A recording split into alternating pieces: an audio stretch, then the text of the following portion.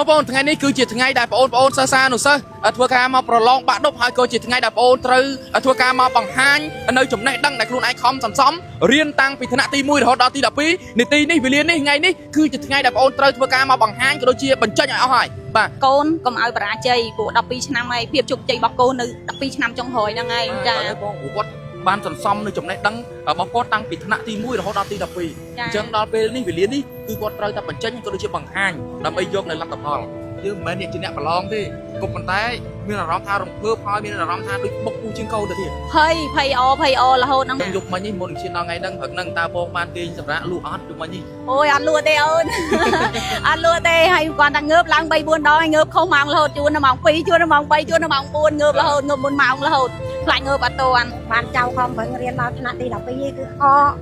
អយកមិញឡើងអត់ទេអូយម៉ាក់យាយអត់សម្រាប់ទេអត់តិចទៅមើលវាខ្លាចចៅដេកអត់ស្រួលអត់អីចឹងណាដូចពាក្យចាគាត់តែងតែពោលថាស្រឡាញ់កូនមកទៅចៅមកខាង100ខាងអារម្មណ៍មកអ៊ំរបៀបមិនដែរនៅពេលដែលចៅដល់ថ្នាក់ទី12ត្រូវប្រឡងយកជាលទ្ធផលនៅក្នុងថ្ងៃនេះចៅចាបានចៅខំប្រឹងបាទណាខំប្រឹងដើម្បីយកតម្រេះរបស់វាទៅអនាគតបាទស្រោចទឹកស្រោចអីទាំងអស់ចៅមិញហ្នឹងរៀបចូលទៅហ្នឹងក៏ថ្ងៃបាទសូមឲ្យចៅបានជោគជ័យដោយចៅប្រាថ្នាអញ្ចឹងសម្រាប់បងសង្ឃឹមទៅលើកូនរបស់បងប្រមាណភាគរយដែរបងស្រីសង្ឃឹមថាត្រឹម70%ចាព្រោះអីដោយសារអីខ្ញុំលុបរ៉ូស៊ីផងហើយណាមួយទៀតកូនគាត់ខំប្រឹងប្រែងនៅខ្លួនឯងយើងកុំថា100%ខ្លាចដល់ពេលកូនមិនបានធ្វើដល់100%គាត់បាក់ទឹកចិត្តអញ្ចឹងយើងសង្ឃឹមត្រឹម70%ចាស់ចាឥឡូវកូនបងបានដើរចូលទៅក្នុងរួចរាល់ហើយតើឥឡូវនេះបងមានពាក្យពេចន៍អីដើម្បីនិយាយផ្ដាំផ្ញើកូនបងបន្ថែមឬមួយក៏ផ្ដាំផ្ញើទៅដល់បងប្អូនផ្សេងទៀតដែលគាត់កំពុងទៅចូលប្រឡងនៅខាងក្នុងនោះទេបងស្រីចាខ្ញុំដែលជាឪពុកម្ដាយខ្ញុំសូមសនំពរដល់ឪពុកម្ដាយទាំងអស់ចាឲ្យគាត់ព្យាយាមលើកទឹកចិត្តកូនចាហើយឲ្យគាត់ព្យាយាមបញ្យល់កូនហើយនឹងណែនាំកូនឲ្យគាត់ខំប្រឹងរៀនសូត្រព្រោះគ្មានអីខ្លាំងជាងការរៀនសូត្រទេកាលណាគាត់ចេះដឹងគាត់យល់បានជ្រៅជ្រះអញ្ចឹងគាត់ក៏ជាក្មេងល្អម្នាក់នៅក្នុងសង្គមនៅថ្ងៃអនាគតបងប្អូនដូចបានជម្រាបហើយឃើញថាឥឡូវនេះខ្ញុំបាទមានសារាមរតនស្រីត្រង់កំពុងតែមានវត្តមានឈរនៅមុខសាលាវិទ្យាល័យហ៊ុនសែនចំពោះពាន់ដោយឃើញថាមានវត្តមានរបស់បងប្អូនសិស្សានុសិស្សបានធ្វើការចូលទៅប្រឡងនៅខាងក្នុងច្រើនមែនទែនដោយឡែកយើងក្រឡេកទៅមើលនៅខាងក្រៅនេះវិញគឺមានអាណាព្យាបាលរបស់គាត់ដែលបានមកធ្វើការផ្ដល់នៅកម្លាំងចិត្តលើកទឹកចិត្តក៏ដូចជាធ្វើការជូនគាត់មកណាច្រើនហើយមានបងប្អូនខ្លះក៏គាត់អង្គុយចាំមើលនៅកូននៅពេលដែលប្រឡងចប់ចេញមកវិញអញ្ចឹងណាគាត់នៅឈរហើយនៅចា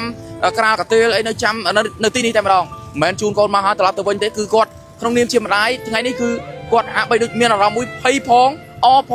ងហើយមានអារម្មណ៍មួយថារំភើបទៀតនៅពេលដែលកូនគាត់បានធ្វើការរៀនដល់ថ្នាក់ទី12ហើយត្រូវមកបញ្ចេញនៅចំណេះដឹងដែលកូនគាត់បានសន្សំតាំងពីថ្នាក់ទី1រហូតដល់ពេលនេះបាទថ្ងៃហ្នឹងហើយគឺជាថ្ងៃដែលពួកគាត់ត្រូវតែប្រឹងប្រែងដើម្បីឲ្យបានសម្រេចចេញនៅជាលទ្ធផលណាមួយផងដែរបងប្អូនប្រិមត្តទូរទស្សនិកជនជាទ